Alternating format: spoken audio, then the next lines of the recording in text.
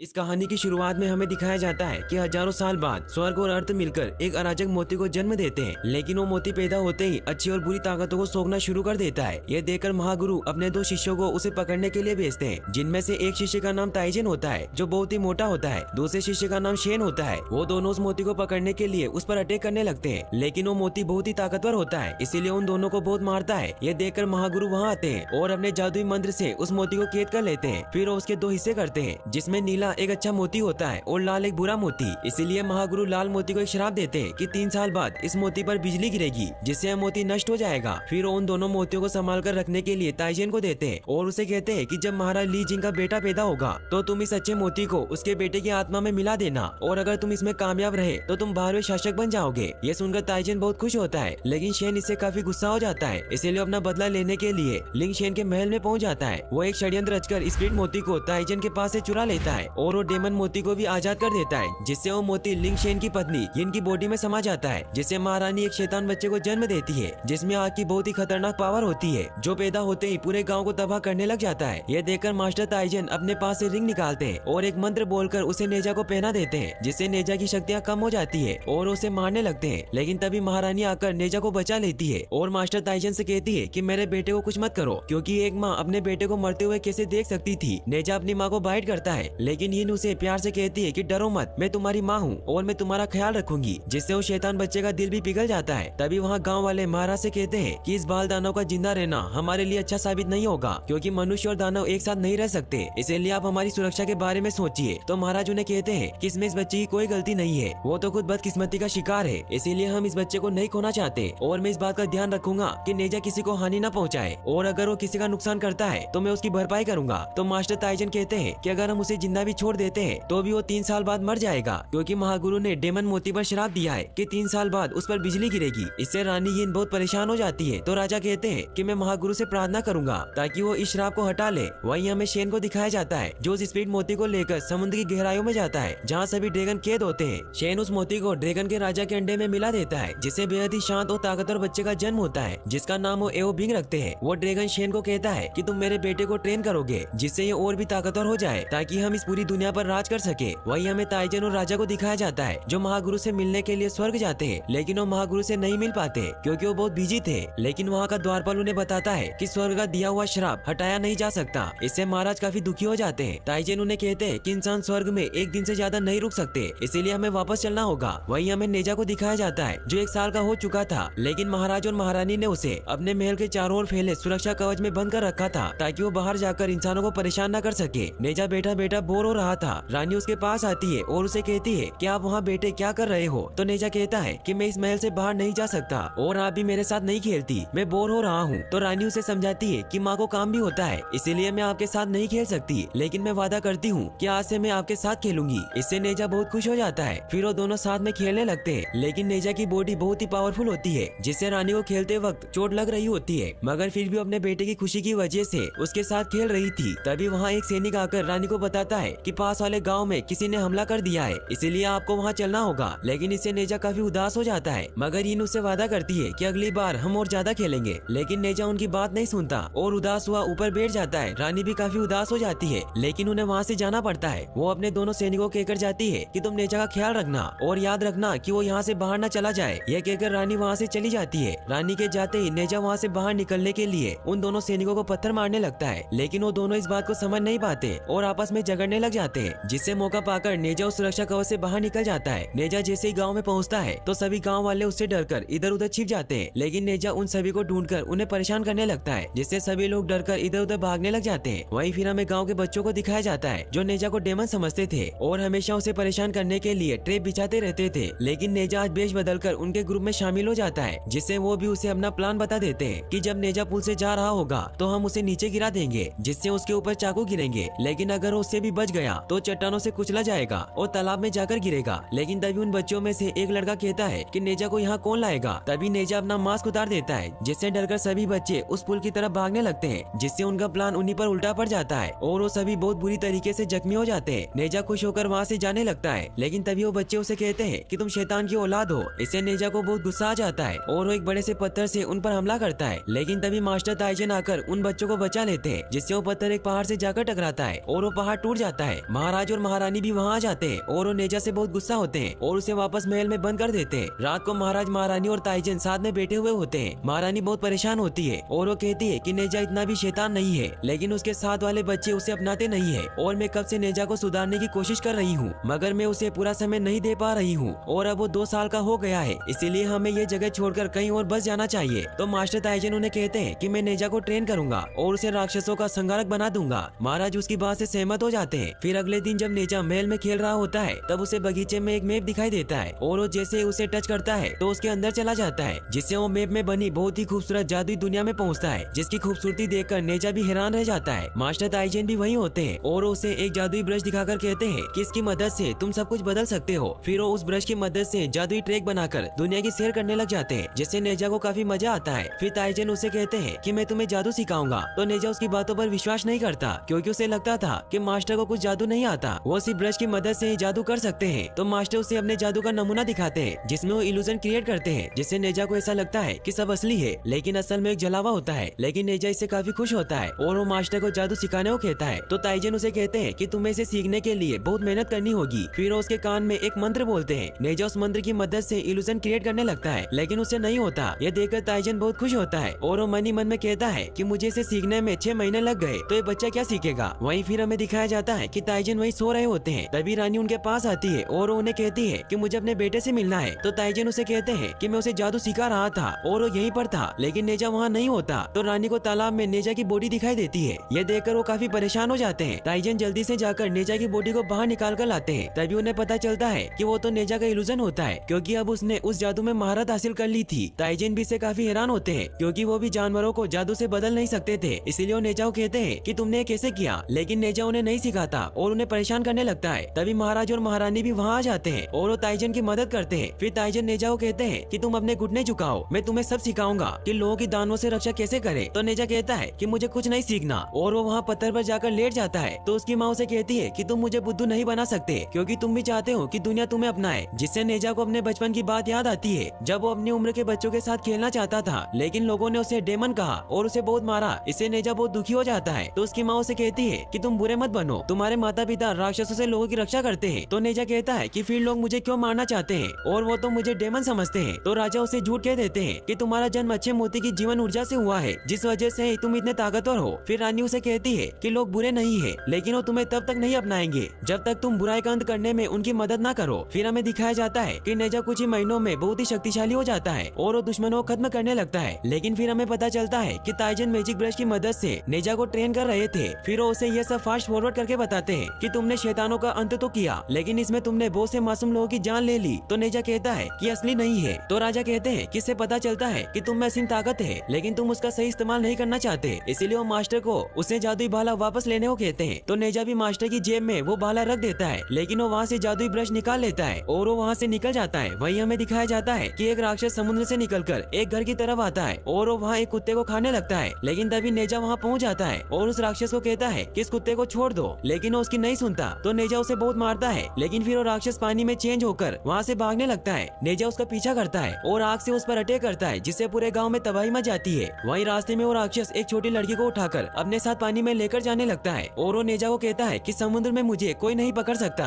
लेकिन तभी वहाँ बिंग आकर सारा पानी बर्फ बना देता है। बिंग वही होता है जिसे शेन ने स्पीड मोती से बनाया था। बिंग उस राक्षस को बहुत मारता है और उस लड़की को बचा लेता है, लेकिन ये बात नेजा को बर्दाश्त नहीं होती क्योंकि वो खुद ही उस लड़की को बचाना चाहता था। इसीलिए वो उस लड़की को वापस उस राक्षस के हवाले कर देता है ताकि वो खुद ही उस लड़की को बचाए और फिर वो बिंग को मारने लग जाता है, जिससे बिंग को भी पता चल जाता है कि वो कोई साधारण लड़का नहीं है। इसीलिए उन दोनों के बीच फाइट होने लग जाती है और नेजा बिंग का नकाब भी हटा देता है, जिससे उसे पता चल जाता है कि वो एक ड्रैगन है क्योंकि उसके सर पर सींग होते हैं। फिर वापस से उन दोनों में फाइट होने लग जाती है। यह देखकर वो राक्षस भी अपने पत्थर बनाने वाले बुलबुलों से उन पर हमला करता है, लेकिन नेजा को यह बात पता नहीं होती और वो एक बुलबुले को छू लेता है, जिससे उसका हाथ पत्थर का बन जाता है और वो राक्षस उस लड़की को कच्चा ही निकल जाता है। यह देखकर बिंग बहुत ही फास्ट उन बुलबुलों से बचता हुआ राक्षस के पेट पर वार करता है, जिससे वो बच्ची बाहर आ जाती है, लेकिन उसके जहर की वजह से उसकी पूरी बॉडी पत्थर की बन जाती है। फिर वो राक्षस उसके टुकड़े करने लगता है, लेकिन तभी नेजा उसे बचा लेता है। राक्षस उससे बचने के लिए हर तरफ अपने बुलबुले फैला देता है, लेकिन नेजा भी बहुत चालाक होता है और वो उन बुलबुलों से बचने के लिए बिंग की बॉडी को अपनी ढाल बनाता है और उस राक्षस को बहुत मारता है, जिससे वो राक्षस भी हार मान लेता है और उसे उसका एंटीडोट दे देता है, जिसे इस्तेमाल करके नेजा खुद को और बिंग को सही कर देता है। फिर वो राक्षस उन उनसे माफी मांगकर वहाँ से चला जाता है। बिंग नेजा को उसकी जान बचाने के लिए थैंक्स कहता है। फिर वो दोनों साथ में खेलने लग जाते हैं। खेलते खेलते उनको शाम हो जाती है। नेजा बहुत उदास हो जाता है क्योंकि आज तक उसके साथ इतनी देर तक कोई नहीं खेला था। बिंग उसे एक शंख देकर कहता है कि आज से हम दोस्त हैं और जब भी तुम मेरे साथ खेलना चाहते हो तो किनारे पर आकर इसे बजाना, मैं जरूर आऊंगा। तभी वहाँ गाँव वाले आने लग जाते हैं। ये देखकर बिंग वहाँ से चला जाता है। नेजा सभी गाँव वालों को कहता है कि मैंने इस बच्ची की राक्षस से जान बचाई है, लेकिन कोई भी उसकी बातों पर विश्वास नहीं करता। और एक लड़का उसे कहता है कि तुम राक्षस हो, जिससे नेजा को बहुत गुस्सा आ जाता है और उस लड़के पर हमला कर देता है। ये देखकर सारे गाँव वाले नेजा को मारने लग जाते हैं, लेकिन नेजा को कुछ नहीं होता और उन सभी लोगों को मारने लग जाता है। तभी ताइजन वहाँ आकर नेजा को पकड़ लेते हैं। वहीं बिंग ड्रैगन महल जाता है, जहाँ वो अपने मास्टर शेन को कहता है कि मैंने आज का अभ्यास पूरा कर लिया और मैंने एक दोस्त भी बनाया है जिसका नाम नेजा है। ये सुनकर शेन बहुत गुस्सा हो जाता है और उसे कहता है कि वो तुम्हारा दोस्त नहीं है बल्कि दुश्मन है, क्योंकि वो डेमन मोती से पैदा हुआ है, इसीलिए तुम्हें उसे हराना होगा। तो बिंग शेन से कहता है कि क्या और कोई रास्ता नहीं है, क्योंकि नेजा ने उसकी जान बचाई थी, इसीलिए वो नेजा को नुकसान नहीं पहुंचाना चाहता था। तो बिंग के पिता ड्रैगन किंग उसे कहते हैं कि गॉड ने हमें कई सालों से यहाँ कैद किया हुआ है और तुम ही हमारी आखिरी उम्मीद हो जिससे हम यहाँ से आजाद हो सकते हैं, इसीलिए तुम अपनी दोस्ती को छोड़कर अपने प्लेन पर ध्यान दो।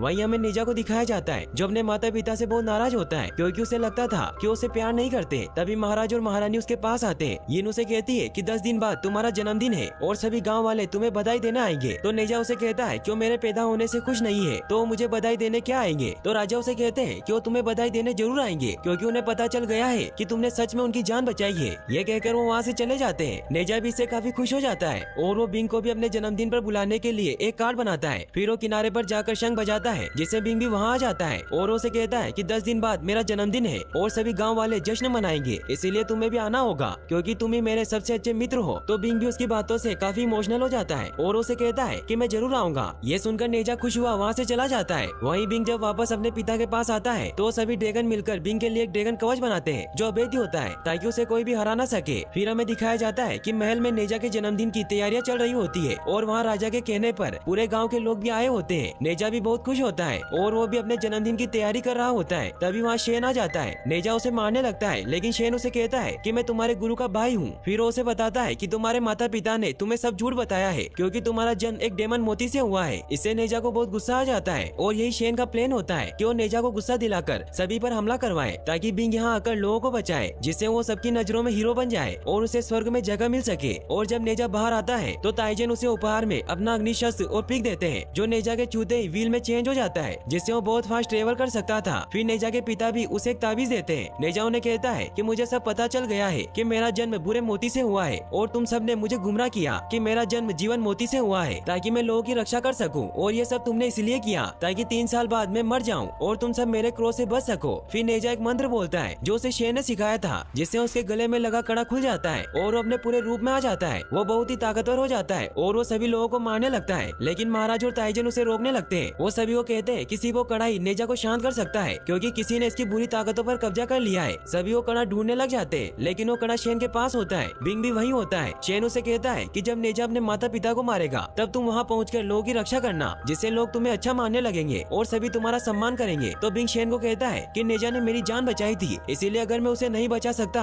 तो मुझे उसके माता पिता को बचाने दीजिए। तो शेन उसे वो कड़ा दे देता है, लेकिन उसे कहता है कि अगर इंसानों को तुम्हारा सच पता चल गया कि तुम एक ड्रैगन हो तो तुम्हें भी राक्षस मानेंगे। लेकिन बिंग उसकी बात सुने बगैर ही वहाँ से चला जाता है। वहीं नेजा अपने पिता को मारने लगता है, लेकिन तभी बिंग वहाँ नकाब पहनकर पहुँच जाता है और वो राजा को बचा लेता है। नेजा और बिंग में फाइट होने लग जाती है। बिंग नेजा को पकड़ लेता है और वो कैसे भी करके नेजा को कड़ा वापस पहना देते हैं, जिससे नेजा वापस छोटा हो जाता है। लेकिन वो अभी भी सभी से बहुत गुस्सा होता है, इसीलिए वो वहाँ से भाग जाता है। राजा बिंग को थैंक्स कहते हैं, लेकिन उन्हें उस पर शक होता है क्योंकि उन्होंने उसके सर पर जीवन मोती का निशान देख लिया था, इसीलिए उसका नकाब उतार देते हैं, जिससे सभी को पता चल जाता है कि वो भी एक ड्रैगन राक्षस है। ताइजन बिंग को कहता है कि महागुरु तुम्हें सजा देंगे क्योंकि तुम्हारे पिता ने जीवन मोती चुराया है। तभी शेन भी वहाँ आ जाता है और वो बिंग को कहता है कि तुम 4 लोगों को बचाना चाहते थे, लेकिन अब सभी को मरना होगा क्योंकि सभी को हमारी सच्चाई पता चल गई है। फिर शेन सभी को बताता है कि मैंने ही जीवन मोती चुराया था। तो ताइजन उसे कहता है कि महागुरु तुम्हें सजा देंगे। तो शेन उन्हें कहता है कि तुम सब मरने वाले हो, इसीलिए मेरी शिकायत कौन करेगा। फिर शेन बिंग को भड़काता है कि इंसान किसी भी राक्षस को नहीं अपनाते, इसीलिए अब सब तुम पर निर्भर करता है कि तुम अपने गुरु और पिता का बदला लोगे या नहीं। बिंग को भी काफी गुस्सा आ जाता है और वो अपनी पावर से उस पूरे गाँव के ऊपर बहुत सारा पानी इकट्ठा करके उसे बर्फ में जमा देता है ताकि वो बर्फ नीचे गिरकर सभी लोगों को मार दे। वहीं हमें नेजा को दिखाया जाता है जिसे बहुत गुस्सा आ रहा होता है कि कोई उसे प्यार नहीं करता।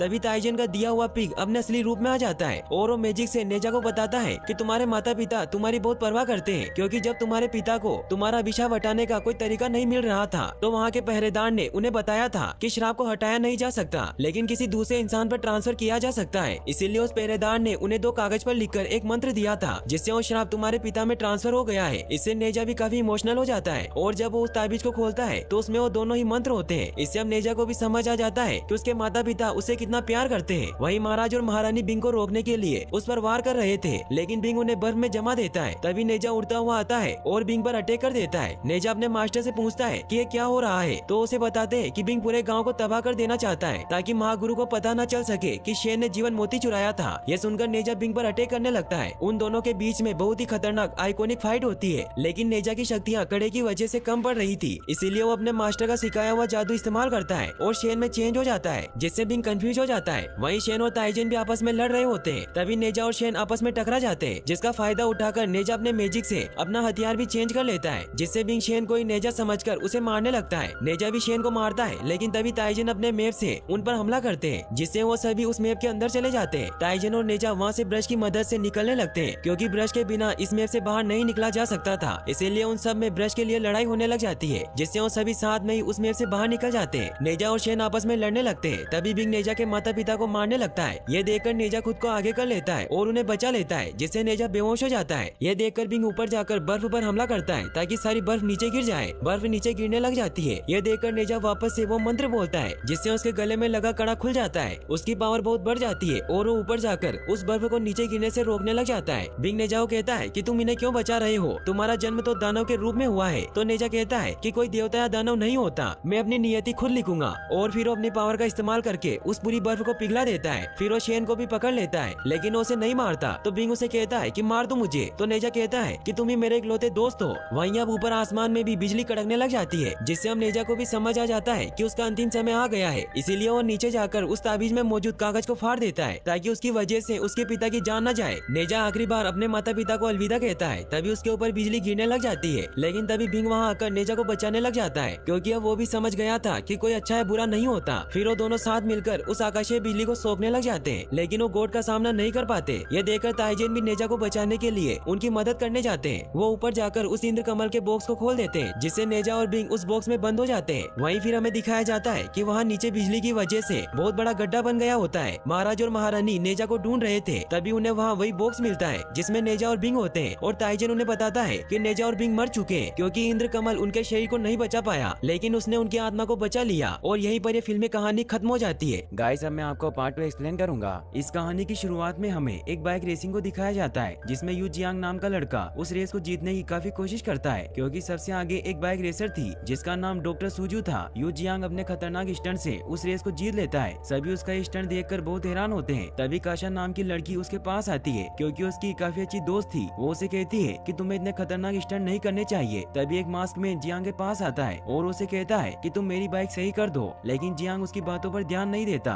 और वहाँ से चला जाता है। वहीं फिर हमें दिखाया जाता है कि जियांग डुंगाई शहर में रहता है, जहाँ पानी की बहुत कमी थी, इसीलिए लोग वहाँ बूंद बूंद पानी के लिए तरसते थे, क्योंकि यहाँ के सारे पानी को डी गैंग का बॉस एओ गुआंग कंट्रोल करता था, जो कि असल में ड्रैगन किंग है। यू जियांग एक कोरियर कंपनी में काम करता है, लेकिन वो कोरियर कंपनी नकली थी, क्योंकि वो इलीगल पार्सल को डिलीवर किया करते थे। आज जियांग को एक सीक्रेट पार्सल डिलीवर करने के लिए डी गैंग के इलाके में भेजा गया है। जियांग वहाँ पहुँचकर पार्सल को बहुत ही सीक्रेट तरीके से डिलीवर कर देता है, लेकिन वो वहाँ से आते वक्त अपने शहर का वाल भी तोड़ देता है, जिससे डुंगाई शहर में पानी आने लग जाता है। यू जियांग को गार्ड देख लेते हैं, लेकिन वो अपनी सुपर बाइक से वहाँ से निकल जाता है। वहीं अगले दिन उस कुरियर कंपनी के सभी लोग पार्सल इकट्ठा कर रहे होते हैं कि तभी उन्हें वहाँ एक केट नजर आती है, जिस पर डिलीवरी एड्रेस लिखा होता है। तो जियांग उस केट को लेकर डिलीवरी एड्रेस पर पहुँचा देता है, लेकिन वो एड्रेस नकली था, इसीलिए उस केट को उसके पिंजरे से आजाद कर देता है और उसे कहता है कि तुम्हें कोई मालिक की जरूरत नहीं है। यू जियांग वहाँ से जाने लगता है, लेकिन वो केट उसके पीछे पीछे आने लगती है, इसीलिए यू जियांग उसे अपने साथ ले लेता है। फिर वो काशा को लेने के लिए एक बार में जाता है, क्योंकि काशा वहाँ सिंगिंग किया करती थी। वो काशा को केट गिफ्ट कर देता है। फिर वो उसे साथ लेकर अपने डेट के घर पर जाता है, क्योंकि उन्होंने आज उन्हें खाने पर बुलाया था। जियांग वहाँ पहुँचता है तो उसका भाई जिंग वहाँ खाना बना रहा होता है। वो सभी साथ बैठकर डिनर करते हैं, लेकिन साथ ही जियांग के डेड उसे समझाते हैं कि तुम ये इलीगल काम छोड़ दो, क्योंकि ये तुम्हें कभी भी मुसीबत में डाल सकता है। जियांग इस बात से गुस्सा होकर बाहर आ जाता है और काशा के साथ वहाँ से निकल जाता है। तभी रास्ते में एओ गुआंग का बेटा एओ बिंग गुजर रहा होता है और उसे जियांग की बाइक बहुत अच्छी लगती है। एओ बिंग उससे पूछता है कि तुम्हारी इस बाइक की क्या कीमत है, क्योंकि मैं इसे खरीदने वाला हूँ। लेकिन जियांग उसे कहता है कि मेरी बाइक मुझे मुझे बहुत पसंद है, इसीलिए मैं इसे नहीं बेचना चाहता। तो एओ बिंग अपने आदमियों से उस पर अटैक करवाने लगता है, लेकिन जियांग वहाँ से भाग जाता है। एओ बिंग उसे पकड़ने की बहुत कोशिश करता है, लेकिन जियांग एक एक करके एओ बिंग के सभी आदमियों को गिरा देता है, लेकिन अभी भी एओ बिंग उसके पीछे होता है। वो उसे पकड़ने की बहुत कोशिश करता है और इसी कोशिश में उसकी कार का एक्सीडेंट हो जाता है। ये देखकर जियांग बहुत खुश होता है, लेकिन तभी एओ बिंग अपनी पावर से उस पर अटैक करता है। इससे हमें पता चलता है कि नेजा और एओ बिंग ने पुनर्जन्म ले लिया था। एओ बिंग जियांग को बहुत मारता है और उसकी बाइक भी ले लेता है। तभी जियांग की कैट उस पर हमला करने लगती है, लेकिन एओ बिंग उसे भी मार डालता है। इससे जियांग को भी बहुत गुस्सा आता है और उसके अंदर छिपी नेजा की शक्तियाँ जागृत हो जाती है, जिससे वो एओ बिंग पर हमला करके उसके हाथ को जला देता है। ये देखकर एओ बिंग वहाँ से भाग जाता है। वहीं हमें दिखाया जाता है कि जियांग की जब आँख खुलती है तो खुद को हॉस्पिटल में पाता है, जहाँ डॉक्टर सुजू उसे चेक करती है। तो ये देखकर हैरान रह जाती है कि उसके जख्म बहुत ही जल्दी सही हो रहे थे। तभी जियांग को काशा के बारे में याद आता है और जब वो उसके पास जाता है तो वो देखता है कि काशा का एक पैर कट गया है। इससे वो बहुत दुखी होता है। डॉक्टर उसे बताती है कि काशा का एक पैर कुचल दिया गया था, इसीलिए हमें उसका पैर काटना पड़ा। इससे जियांग को एओ बिंग पर बहुत गुस्सा आता है और उसे बदला लेने के लिए जाने लगता है। लेकिन तभी डी दल का लीडर एओ गुआंग अपने बहुत सारे आदमियों के साथ वहाँ आता है और वो जियांग को कहता है कि मैं अपने बेटे की तरफ से तुमसे माफी मांगने आया हूँ, और फिर उसकी बाइक भी लौटा देता है। साथ ही उसे बहुत सारे पैसे भी देता है। लेकिन जियांग उसे कहता है कि अगर तुम्हें माफी मांगनी है तो अपने बेटे का पैर काट दो। ये कहकर वो वहाँ से बाइक लेकर चला जाता है। जियांग का भाई उसे समझाने के लिए उसके पीछे जाता है। वहीं ड्रैगन किंग को जियांग पर बहुत गुस्सा आता है और वो अपने असिस्टेंट को कहता है कि जियांग को खत्म कर दो, ताकि वो मेरे लिए हमेशा की तरह इस जन्म में भी खतरा न बन सके। वहीं जियांग का भाई उसके पास आता है और उसे समझाने लगता है कि हम उनका कुछ नहीं बिगाड़ सकते।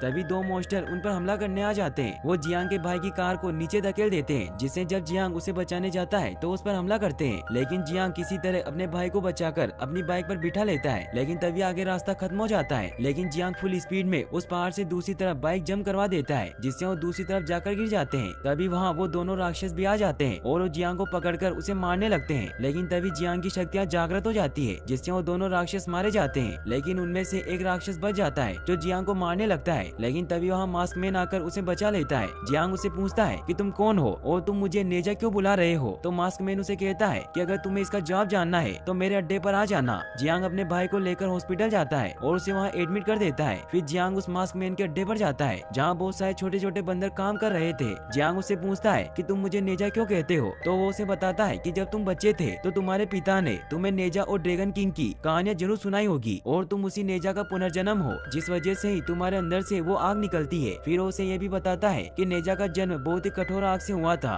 जो किसी भी चीज को जला सकती है, इसीलिए तुम भी इस आग को कंट्रोल नहीं कर सकते। लेकिन जियांग को उसकी बातें मजाक लगती है, इसीलिए वो वहाँ से चला जाता है। वहीं हमें एओ गुआंग को दिखाया जाता है, जिसे जब पता चलता है कि उसके आदमी मारे गए तो उसे बहुत गुस्सा आता है। तभी उसका बेटा एओ बिंग उसे कहता है कि मैं जानता हूँ कि नेजा की शक्तियाँ काफी ज्यादा है, लेकिन मैं उसे रोक सकता हूँ। तो उसके डैड उसे मारते हैं और उसे अपना घाव दिखाते हैं, जो सेम वैसा ही था जैसा एओ बिंग को जियांग ने दिया था। एओ गुआंग उसे बताते हैं कि मैं ड्रैगन किंग हूँ और 3000 सालों से ये घाव ठीक नहीं हुआ है, क्योंकि नेजा के पास बहुत ही खतरनाक पावर है जो किसी को भी मार सकती है। इसीलिए अपने असिस्टेंट को कहता है कि मेरा ड्रैगन पल अभी तैयार नहीं हुआ है, इसीलिए तुम्हें जियांग को खत्म करना होगा, जिससे पहले कि वो अपनी शक्तियों पर काबू कर ले। वहीं हमें जियांग को दिखाया जाता है जो जब अपनी बाइक को सही कर रहा होता है कि तभी उसे विजन्स आने लग जाते हैं, जिसकी वजह से उसकी बॉडी में आग लग जाती है। इसीलिए वो वापस उस मास्क मैन के पास जाता है और उसे कहता है कि क्या तुम मुझे आग पर कंट्रोल करना सिखा सकते हो। तो मास्क मैन उसे कहता है कि मैं तुम्हें सिखा तो दूंगा, लेकिन उसके बदले में तुम्हें मेरी बाइक सही करनी होगी। तो जियांग भी मान जाता है। फिर मास्क मैन उसे गैराज में लेकर जाता है, जहाँ वो उसे बताता है कि तुम अग्नि देवता के साथ पैदा हुए थे, लेकिन तुम एक इंसान हो, इसीलिए तुम्हें इस आग को केंद्रित करने के लिए लोहे की जरूरत है, और अगर तुम लोहे का इस्तेमाल नहीं करोगे तो तुम्हारी पूरी बॉडी जल जाएगी। इसीलिए जियांग अपने लिए एक आयरन सूट बनाने की कोशिश करने लगता है। साथ ही वो मास्क वाला आदमी उसे ये भी बताता है कि जब तुम आग पर महारत हासिल कर लोगे तो तुम समुद्र और हवा में जीवित रह सकते हो। जियांग काफी मेहनत करने लगता है और मास्क मैन उसे लड़ना सिखाता है। जियांग अपने लिए सूट भी बना रहा होता है और साथ ही वो मास्क मैन की बाइक भी सही कर रहा था। काफी दिनों की मेहनत के बाद जियांग अपना सूट बना लेता है और अब वो आग पर भी कंट्रोल करना सीख गया था। उसे काशा की हालत देखकर बहुत बुरा लगता है, इसीलिए उसके लिए एक आर्टिफिशियल पैर बना देता है ताकि वो ठीक से चल सके। वहीं अब वो मास्क मैन जियांग का टेस्ट लेता है, जिससे वो दोनों एक दूसरे से फाइट करते हैं, जिससे हमें पता चलता है कि जियांग अब लड़ने में माहिर हो गया था। इसी लड़ाई में मास्क मैन का मास्क भी खुल जाता है, जिससे जियांग को पता चल जाता है कि वो 3 कान का एक बंदर है। तभी वो मास्क मैन जियांग को गुस्सा दिलाने लगता है, जिससे जियांग के अंदर से नेजा का विशाल रूप बाहर आ जाता है। ये देखकर जियांग बहुत हैरान होता है, लेकिन तभी वो गायब हो जाता है। जियांग उसे वापस बुलाने की कोशिश करता है, लेकिन वो ऐसा नहीं कर पाता। तो मास्क मैन उसे बताता है कि तुम दोनों अभी भी एक नहीं हुए हो, और अगर तुम्हें अपनी पूरी शक्तियाँ वापस चाहिए तो तुम्हें अपने अस्त्र को वापस हासिल करना होगा, जो कि स्काई रिंग और कॉस्मिक रिंग है। फिर जियांग वहाँ से चला जाता है। वहीं हमें दिखाया जाता है कि अगले दिन डॉक्टर सुजू उसे मिलने आती है। तभी एओ गुआंग के आदमी उस पर हमला कर देते हैं। वो डॉक्टर को मारने लगते हैं कि तभी जियांग उसे बचा लेता है और फिर वो उन सभी से फाइट करने लग जाता है। यहाँ पर हमें पता चलता है कि एओ गुआंग का असिस्टेंट भी एक राक्षस होता है। जियांग उसे फाइट करने लगता है, लेकिन वो बहुत ही ताकतवर होता है, जिससे जियांग दूर जाकर गिरता है। लेकिन फिर जियांग अपनी आग की पावर से उस पर हमला करता है, जिससे उसे मार देता है। वहीं हमें दिखाया जाता है कि जियांग जब अपने भाई से मिलने के लिए हॉस्पिटल जाता है तो एओ गुआंग के आदमी उस हॉस्पिटल पर बम से हमला करने लग जाते हैं। ये देखकर जियांग सभी को मारने लग जाता है। वो उस ट्रक के पास जाकर उस ट्रक को डिस्ट्रॉय कर देता है। तभी वहाँ एक डेमन उस पर हमला कर देती है, जिसका नाम रोजी क्लाउड होता है। उन दोनों के बीच में बहुत ही एपिक फाइट होती है। जियांग उस पर हमला करके उसे नीचे फेंक देता है। वापस आकर जियांग देखता है कि पूरा हॉस्पिटल तबाह हो चुका है और उसके डेड एक रोड से इंजर्ड हो चुके हैं। वो उनकी ये हालत देखकर बहुत डर जाता है। तभी उसके डेड उसे कहते हैं कि मैं जानता था कि तुम में कुछ अनोखी शक्तियाँ है। ये कहते ही उनकी डेथ हो जाती है। जियांग को इससे बहुत गुस्सा आता है और वो अपने डेड का बदला लेने के लिए जाता है। वहीं हमें दिखाया जाता है कि एओ गुआंग मास्क मैन को मिलने के लिए बुलाता है। मास्क मैन जब वहाँ पहुँचता है तो वो देखता है कि एओ गुआंग एक क्रिएचर की मदद से अपना ड्रैगन पर्ल बना रहा था, क्योंकि उसने उस क्रिएचर के बच्चे को पकड़ रखा था। ड्रैगन किंग उसे कहता है कि तुमने ही जियांग को ट्रेन किया है, इसीलिए वो रोसी से उस पर हमला करवा देता है और उसे रिबन में कैद कर लेता है। तभी वहाँ जियांग आ जाता है, जो ड्रैगन किंग के सभी गार्ड्स को मार देता है। लेकिन तभी एओ गुआंग उसे भी रिबन से पकड़ लेता है। जियांग अपनी आग की शक्तियों का इस्तेमाल करता है, जिससे वो रिबन भी उसे कैद नहीं कर पाता। ये देखकर ड्रैगन किंग अपने सभी साथियों को वहाँ से चलने को कहता है, क्योंकि अभी उसका ड्रैगन पर्ल तैयार नहीं हुआ था। तभी एओ बिंग अपने डेड से कहता है कि मैं जियांग को रोक लूंगा। तो ड्रैगन किंग भी मान जाता है और उसे कहता है कि मुझे शर्मिंदा मत करना। ये कहकर वो वहाँ से चला जाता है। फिर एओ बिंग और नेजा में बहुत ही एपिक फाइट होती है। नेजा एओ बिंग पर बहुत भारी पड़ रहा था, इसलिए एओ बिंग अपने ड्रैगन के रूप में आ जाता है। लेकिन फिर नेजा को उस पर बहुत गुस्सा आता है, जिससे उसे बहुत मारता है और उसकी रीढ़ की हड्डी तोड़ देता है, जिससे एओ बिंग वहीं मर जाता है। लेकिन तभी रोजी क्लाउड नेजा पर अटैक करने लगती है। लेकिन तभी मास्क मैन उसे पकड़ लेता है। तो नेजा को कहती है कि तुम एक बुरे प्राणी हो और तुम हमेशा अपने दोस्तों को मुसीबत में डालते हो। फिर वो उसे पिछले जन्मों की बातें याद दिलाती है, जब नेजा की वजह से बहुत सारे लोग मारे गए थे। जियांग को इससे काफी बुरा लगता है और वो रोजी को वहाँ से जाने देता है। जियांग मास्क मैन से पूछता है कि अगर मैं बुरा हूँ तो तुम मेरी मदद क्यों कर रहे हो। तो वो उसे अपनी असलियत बताता है कि मैं मंकी किंग हूँ। फिर वो उसे उस हॉल के पास लेकर जाता है और उसे बताता है कि ये हॉल पूरी सागर की तरफ जाता है, जहाँ ड्रैगन किंग यानी कि एओ गुआंग का महल है और उसने वहाँ सारे ड्रैगन को बांध कर रखा है, जिससे ही वो वहाँ ड्रैगन पर्ल बना रहा है। और वो उसे ये भी बताता है कि लाल रिबिन तुम्हारा अस्त्र हुआ करता था और वो अस्त्र ड्रैगन किंग के महल में ही है, लेकिन तुम कुछ नहीं कर सकते क्योंकि तुम्हारे अंदर का नेजा जब ही प्रकट होता है जब तुम मतलबी बनते हो, मगर जब तुम लोगों की मदद करना चाहते हो तो बच्चा नेजा तुम्हारे साथ नहीं होता। इसका मतलब ये है कि तुम नेजा की तरह बिल्कुल नहीं हो। ये कहकर वो वहाँ से चला जाता है। जियांग काफी परेशान होता है और जब वो वापस लौटता है तो वो और उसका भाई मिलकर उनके डेड का अंतिम संस्कार करते हैं। इससे जियांग काफी ज्यादा दुखी हो जाता है। तो वो सब उसे हौसला देते हैं कि तुम एक हीरो हो। तो जियांग भी डिसाइड कर लेता है कि वो ड्रैगन महल जाकर ड्रैगन किंग को हराएगा, जिससे डुंगाई शहर में वापस पानी आ सके। वो उस हॉल के पास जाता है जहाँ वो नेजा को बुलाता है और उसे कहता है कि मैं पूरे शहर को बचाने जा रहा हूँ, लेकिन मैं जानता हूँ कि तुम स्वार्थी हो, इसीलिए तुम मेरी मदद नहीं कर सकते, इसीलिए तुम जाओ और मुझे अकेला छोड़ दो। ये कहते ही नेजा गायब हो जाता है। फिर जियांग उस हॉल के अंदर कूद जाता है जहाँ वो अपनी शक्तियों की मदद से पानी में सांस ले पाता है।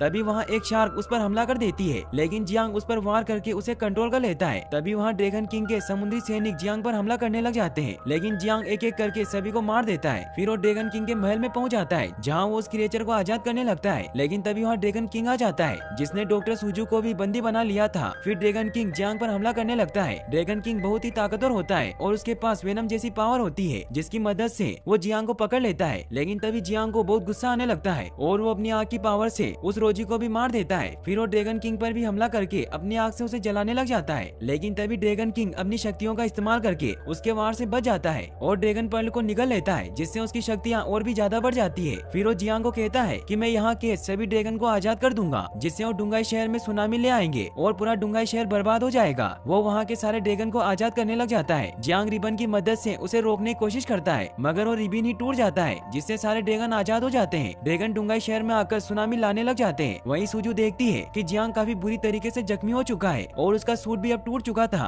तभी ड्रैगन किंग उसके पास आता है और उसे कहता है कि तुम सिर्फ एक इंसान हो। ये कहकर वो उसे इंजर्ड कर देता है। वहीं डुंगाई शहर सुनामी की वजह से डूबने लग जाता है। जियांग बिना सूट के ही अपनी आग की पावर को जागृत कर लेता है, जिससे ड्रैगन किंग का फाइनली अंत हो जाता है। लेकिन इससे नेजा की बॉडी भी काफी जल जाती है, क्योंकि उसने बिना सूट के अपनी पावर का इस्तेमाल किया था। ये देखकर सुजू काफी डर जाती है। वहीं ड्रैगन डुंगाई शहर के चारों तरफ बड़ी सी लहर बना देते हैं ताकि वो डुंगाई शहर को पूरी तरीके से नष्ट कर सके। वहीं हमें दिखाया जाता है कि जियांग को नेजा दिखाई देता है। जियांग नेजा को कहता है कि तुम्हें डुंगाई शहर को बचाना ही होगा। इसके लिए तुम्हें अपने दूसरे अवतार को ढूंढना होगा। लेकिन तभी नेजा की शक्तियों से वो रिबन वापस बन जाता है। नेजा जियांग को पूरी तरीके से सही कर देता है और उसके लिए एक नया सूट बना देता है, जिससे अब उसे उसका अस्त्र भी मिल जाता है, जो कि वही रेड रिबन होता है। वो उस रिबन की मदद से उन सारे ड्रैगन को फिर से पकड़ लेता है और उन्हें मार डालता है, जिससे अब डुंगाई शहर में बारिश होने लग जाती है। जियांग और सूजू बाहर आ जाते हैं। जियांग मंकी किंग को बताता है कि मुझे मेरा अस्त्र वापस मिल गया और मैं पूरी तरीके से नेजा बन चुका हूँ। फिर वो बाइक लेकर वहाँ से चला जाता है। वहीं फिर हमें दिखाया जाता है